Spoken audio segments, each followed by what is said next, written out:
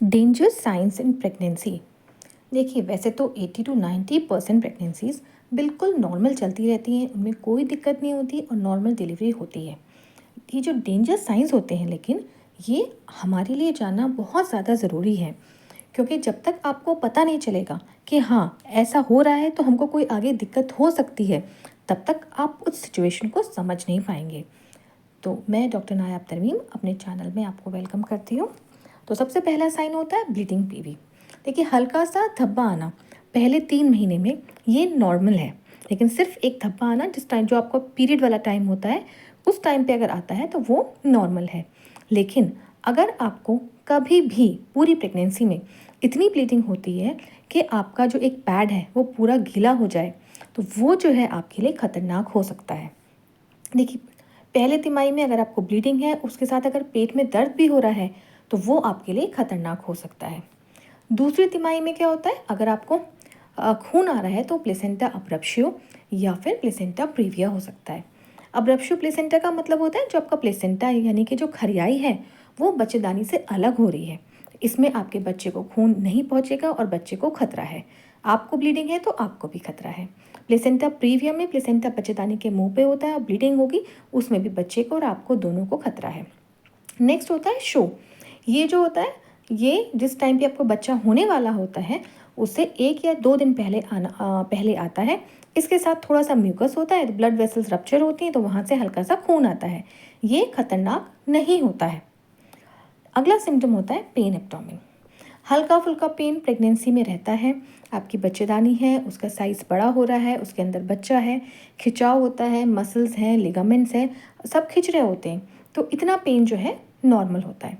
लेकिन अगर आपको पेड़ू में दर्द है, वो आपके पेड़ू से कमर में लोअर एब्डोमेन से पीछे जा रहा है, थोड़ी थोड़ी देर में आ रहा है, उसके साथ आपको ब्लीडिंग हो रही है, हल्की फुल्की ही हो चाहे, दूसरा आप अगर दवाई ले रहे हैं, दवाई से कंट्रोल नहीं हो रहा है, तो इसका मतलब आपको डॉक्टर को दिखाना है। इसमें कोई ना कोई गड़बड़ ज़रूर हो सकती है। अगला है लीकिंग पीवी। अगर आपके वजाइना के रास्ते से ढेर सारा पानी निकलता है, जो कि आपका पूरे कपड़े गंदे हो जाते हैं, तो गीले हो जाते हैं, तो ये एक साइन होता है कि आप डिलीवर करने वाली हैं, यानी कि आपका बच्चा होने वाला है। अगर लेकिन ये आपका जो ड्यू डेट है उससे पहले आपको आपकी मेम्ब्रेन्स रप्चर करती हैं, आपको लीकिंग होती है, तो इसमें खतरा हो सकता है। क्योंकि अगर एक बार बच्चेदानी का मुंह खुलता है तो वहाँ से इन्फेक्शन जो है ऊपर जाना स्टार्ट कर देते हैं। लीकिंग क्या होता है, 2 तरीके की होती है। कभी कभी जैसे नल में से पानी टपकता है, ऐसे हल्का हल्का पानी लगातार टपकता रहता है, और कभी कभी ढेर सारा पानी एक साथ आता है। जब ढेर सारा पानी एक साथ आता है वो तो अंडरस्टूड है कि वो आपका एमनियोटिक फ्लूइड ही है, बच्चे वाला पानी ही है। लेकिन जब कभी धीरे धीरे पानी आता है तो उसको आप सफ़ेद पानी से, जो नॉर्मली आता है वाइट डिस्चार्ज ल्यूकोरिया, उससे कैसे डिफ्रेंशिएट करेंगे। ये जो आपका एमनियोटिक फ्लूइड जो बच्चे वाला पानी है, ये थोड़ा थोड़ा आपको टपकता ही रहेगा, ये रुकेगा नहीं, चाहे आप लेटे हों चाहे आप बैठे हों। अब ये जो है, इसके 16 से 20 घंटे के अंदर अंदर आपकी डिलीवरी होनी ही चाहिए। अगर नहीं होती है तो अगेन एक खतरे वाली बात है।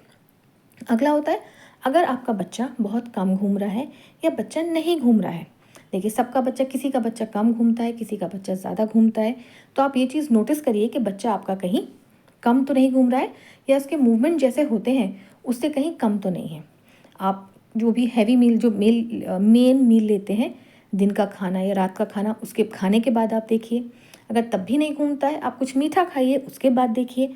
अगर तब भी नहीं घूमता है तो आपको डॉक्टर के पास जाके अपना चेकअप ज़रूर करवाना है। नेक्स्ट होता है pre eclampsia. Pre eclampsia basically 3 science होते हैं। इसमें सबसे पहला साइन होता है आपके पैरों में सूजन। पैरों में सूजन एक बहुत नॉर्मल सी बात है।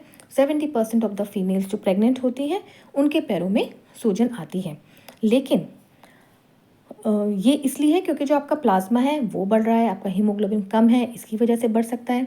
लेकिन ये जो स्वेलिंग है, ये जब आप सुबह उठते हैं, रात को लेटे रहते हैं, तो ये स्वेलिंग कम हो जाती है, क्योंकि आपका जो फ्लूइड है वो दोबारा वापस अपनी जगह पे पहुंच जाता है।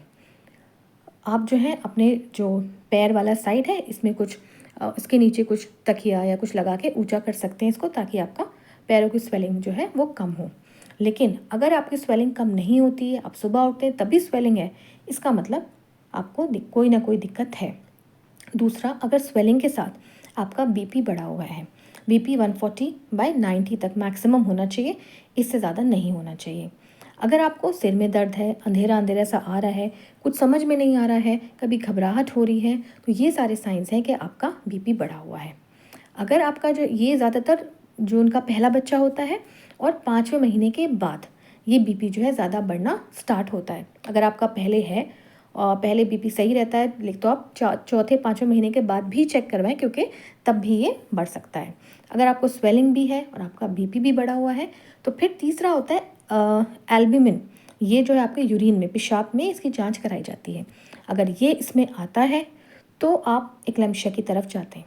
एक्लेम्शिया मतलब फिर आपको दौरा पड़ने का डर रहता है, और ये एक इमरजेंसी सिचुएशन है। अगर आपको दौरा पड़ा है तो आपको एकदम डॉक्टर के पास जाना पड़ेगा, आपको एडमिट करके फिर इसमें ऑपरेशन ही होता है। बाकी और कुछ चीज़ें होती हैं, जैसे कि मान लीजिए आपको बहुत तेज़ बुखार आ रहा है, या आपको सांस लेने में दिक्कत हो रही है, बहुत ज़्यादा पेशाब में आपको जलन हो रही है, पेशाब रुक रुक के आ रहा है, नहीं आ पा रहा है, ये सारे यूटीआई यानी कि यूरिनरी ट्रैक्ट इन्फेक्शन के साइंस होते हैं। इसमें आपको डॉक्टर को दिखाना है। अगर आपको बहुत ज़्यादा उल्टियाँ हो रही हैं, दवाई से भी उल्टियाँ नहीं रुक रही हैं, तो इसमें आपका बीपी लो हो सकता है, और ऐसे में आपको एडमिट होने की ज़रूरत पड़ सकती है, ताकि आपको फ्लूइड चढ़े और जो फ्लूइड लॉस है वो आपको पूरा हो। अगर आपको कोई भी डाउट हो, कोई भी क्वेश्चन हो, आप मुझसे कमेंट बॉक्स में पूछ सकते हैं। ये सिर्फ नॉलेज के लिए एक वीडियो बनाई थी। अगर आपको मेरी वीडियो अच्छी लगी हो, उसको लाइक करें, शेयर करें और मेरे चैनल को सब्सक्राइब करें।